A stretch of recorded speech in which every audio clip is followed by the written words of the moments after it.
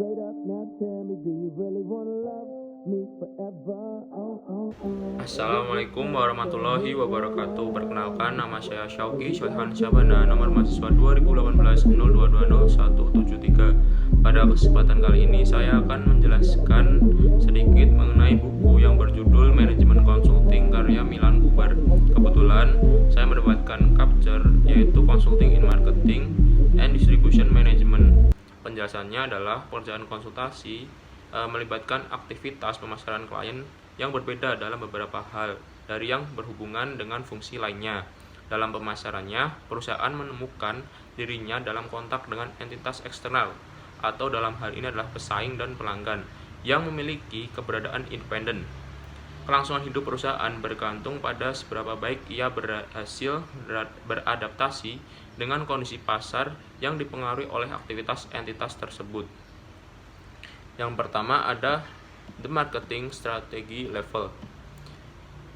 Keputusan strategi dalam pemasaran memiliki implikasi luas bagi perusahaan secara keseluruhan dan untuk pengelolaan fungsi tertentu seperti produksi, pengembangan produk, atau pengendalian finansial.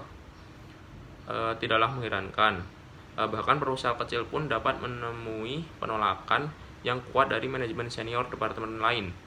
Perubahan besar seperti menghapus atau menambah lini produk, mengalokasikan dana yang besar untuk iklan atau promosi produk, kemudian mengembangkan produk baru untuk memenuhi permintaan pasar baru, atau mengubah kebijakan harga secara keseluruhan, merupakan keputusan manajemen umum yang jelas untuk diambil di tingkat atas. Kemudian yang kedua ada marketing operation. Perusahaan yang berbeda memiliki gagasan yang berbeda tentang operasi mana yang merupakan bagian dari fungsi pemasaran dan mana yang bukan.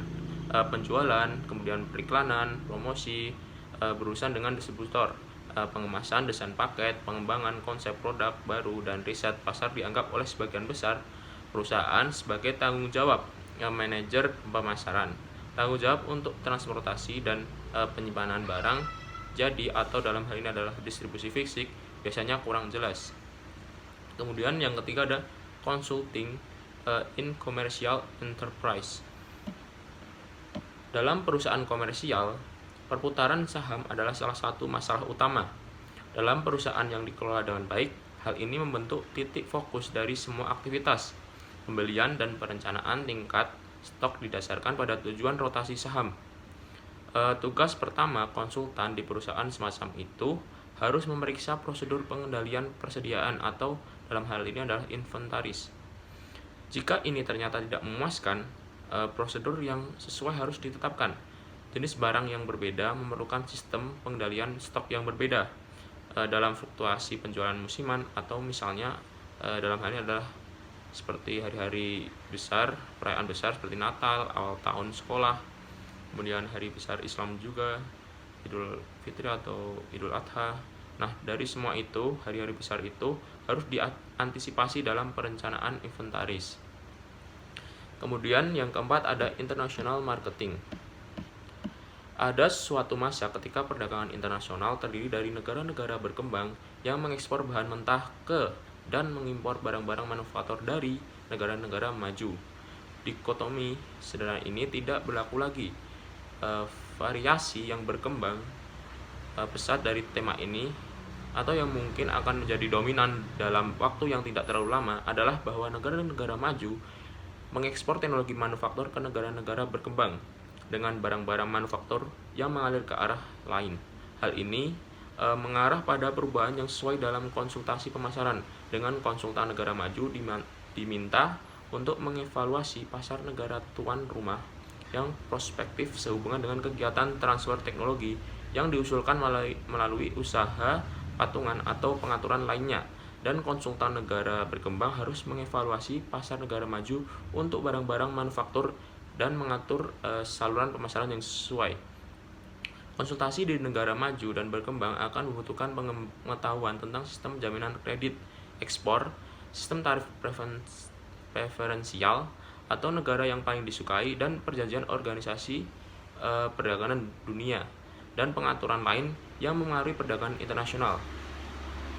Mereka tentu saja harus mencari tahu seberapa banyak pengalaman pemasaran mereka yang khas budaya sehingga tidak dapat dialihkan ke negara lain. Kemudian yang kelima ada physical distribution. Pada akhirnya, distribusi fisik atau yang sering disebut sebagai logistik dianggap sebagai aktivitas yang berbeda dan serius, yang merupakan bagian penting dari total biaya suatu perusahaan. Konsultan akan semakin sering dimintai nasihat di bidang ini. Kemudian yang terakhir ada public relation. Hubungan masyarakat atau yang dikenal dengan public relation ini adalah komponen bauran pemasaran dan pada saat yang sama melampaui pemasaran dalam hal ini menangani audiens yang jauh lebih luas daripada sekedar pelanggan perusahaan. Audiens ini termasuk masyarakat umum, badan pengatur pemerintah, pemegang saham, dan karyawan perusahaan itu sendiri. Namun dalam sifat public relation ini, citra perusahaan yang ingin diciptakan di benak berbagai audiens ini pasti akan memberi umpan balik yang mempengaruhi citra yang dipegang oleh pelanggan perusahaan. Misalnya saja, presentasi yang diberikan kepada analisis pasar modal dan dilaporkan di halaman finansial surat kabar tidak bisa dirahasiakan oleh pelanggan. Oleh karena itu, penting bagi Departemen Pemasaran untuk terlibat dalam desain kampanye public relation ini untuk menghindari pembuatan gambar yang saling bertentangan. Mungkin itu saja, cukup dari saya. Wassalamualaikum warahmatullahi wabarakatuh.